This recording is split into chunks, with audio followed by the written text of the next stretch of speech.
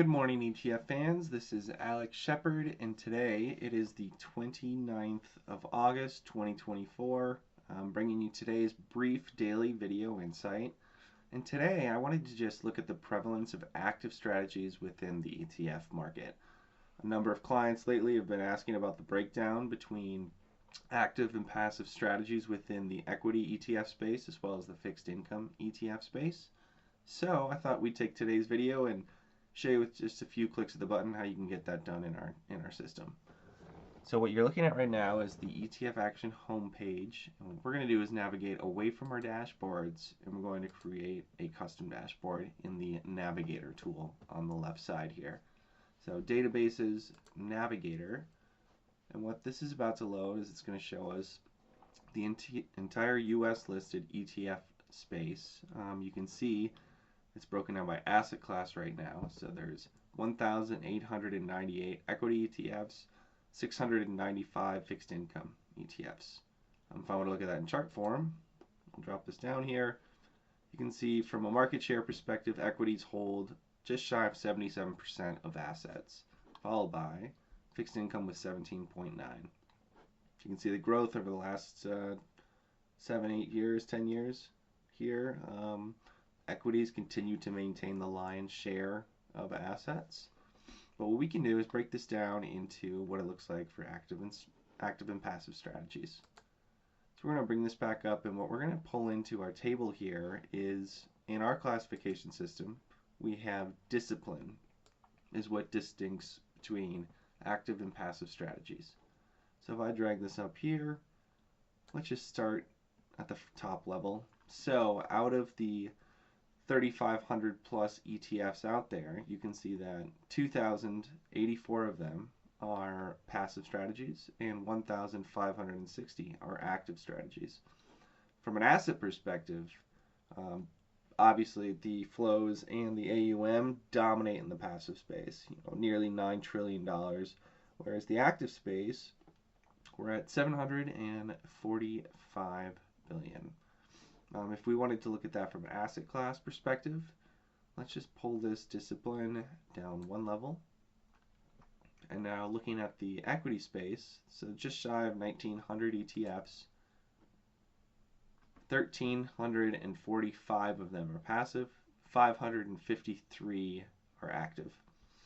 From an asset perspective, you can continue to see, 7.1 trillion are going into equities, whereas 340 billion are going into active strategies. If you look at flows, however, you'll take a look at this. Over the last year, equity strategies that were passive took in $487 billion. Relatively to the size of the category, active strategies actually pulled in 91 billion. So we're definitely seeing growth and flows going into these active strategies on the equity side. And compared to fixed income, you can actually see that it's much closer. You see over the last year, 193 billion have flowed into passive fixed income products, whereas the active side of fixed income is definitely seeing a larger share of flows, again, relative to the breakdown in equity.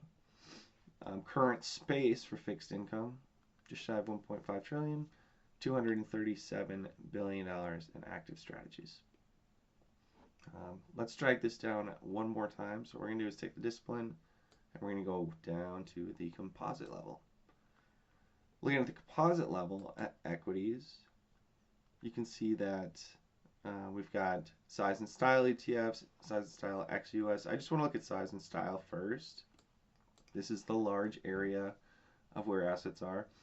And active strategies certainly have a long ways to go in the size and style space. 200 billion versus $5 trillion in assets. But again, we are seeing product launches here. Now I'm going to click some of these out just so we can pull it into chart form. I'll drag this back up. Hitting apply, this is going to apply our changes to all of the screens that we've set. And we'll drop our chart down here. Give it just a moment.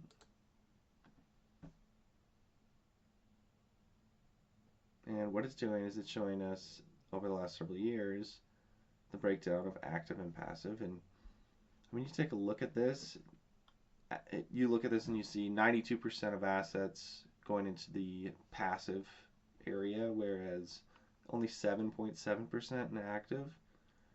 If you take a look, I mean, it was nothing 10 years ago, whereas with the launch of these new products, now you're starting to see it start to creep up here and starting to take some assets. It is a growing space.